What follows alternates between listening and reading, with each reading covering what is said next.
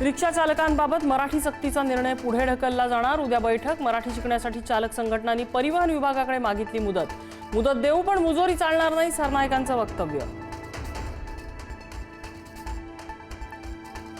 रिक्षा चालकांवर मराठी सक्ती संदर्भात 1 मेची डेडलाईन पुढे ढकलावी, शिवसेना नेते संजय निरुपम यांची सरकारकडे मागणी।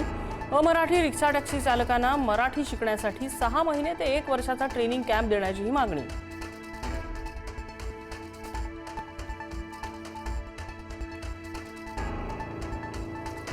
भाजप प्रदेशाध्यक्ष रवींद्र चव्हाण आज दिल्ली दौऱ्यावर। पक्षाध्यक्ष नितीन नबीन यांच्यासोबत विधान परिषद उमेदवारांच्या नावावर सल्लामसलत।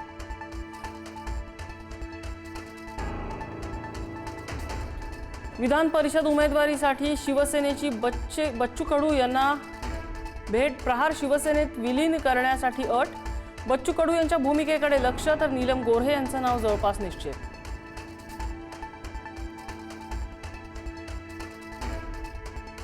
राज्य सरकारच्या पद्म पुरस्कार समितीत सांस्कृतिक मंत्री आशिष शेलारांना स्थान नाही। समितीच्या स्थापनेचा शासन निर्णय प्रकाशित। शेलार यांना स्थान न दिल्यानं चर्चा।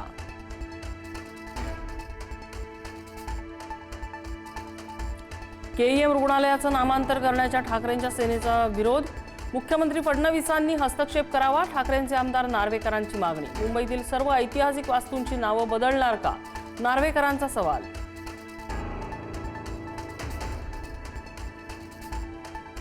भोंदू अशोक खरातला 7व्या गुन्ह्यामध्ये 3 दिवस पोलीस कोठडी। 7व्या गुन्ह्यात एसआयटी करणार अधिक चौकशी।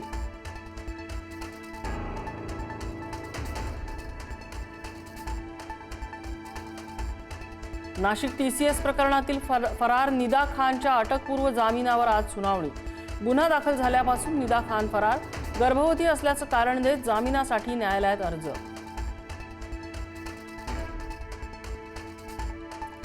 राज्यातील कृषी सेवा केंद्र चालक बेमुदत संपावर। विविध प्रलंबित मागण्यांकडे शासनाने दुर्लक्ष केल्याचा आरोप। बियाणं, खतं आणि कीटकनाशकांच्या उपलब्धतेत होणार अडचणी।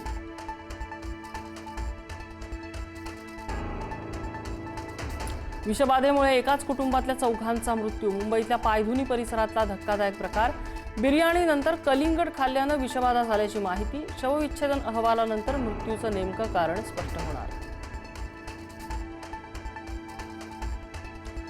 ठाण्यातील घोडबंदर रोडवरच्या भाईंदर पाड्यात मोठा राडा। सरनाईकांच्या बांधकाम व्यावसायिक कंपनीचे बाउन्सर्स आणि गावकऱ्यांमध्ये तुफान हाणामारी। गावातील कुटुंबाची 12 गुंठे जमीन सरनाईकांनी बळकावल्याचा आरोप।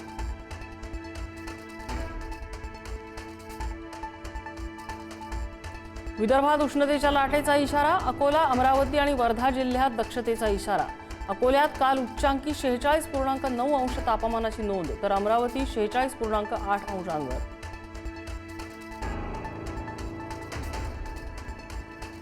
नंदुरबारमध्ये मशिदीत नमाज पठण सुरू असताना साप शिरला।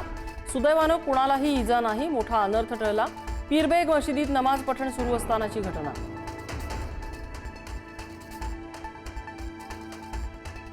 देशभरात कुठेही गॅस सिलेंडरचा तुटवडा नाही। एलपीजी वितरकांकडे कुठल्याही तुटवड्याची नोंद नाही। शनिवारी 51.8 लाखांहून अधिक घरगुती एलपीजी सिलेंडरचं वितरण। होर्मुझची सामुद्रधुनी उघडण्यासाठी इराणचा अमेरिकेला नवा प्रस्ताव। युद्ध थांबवण्यासाठीही प्रस्ताव दिल्याची माहिती। बंदरांवरील अमेरिकन नाकेबंदी उठवण्याची इराणची मागणी।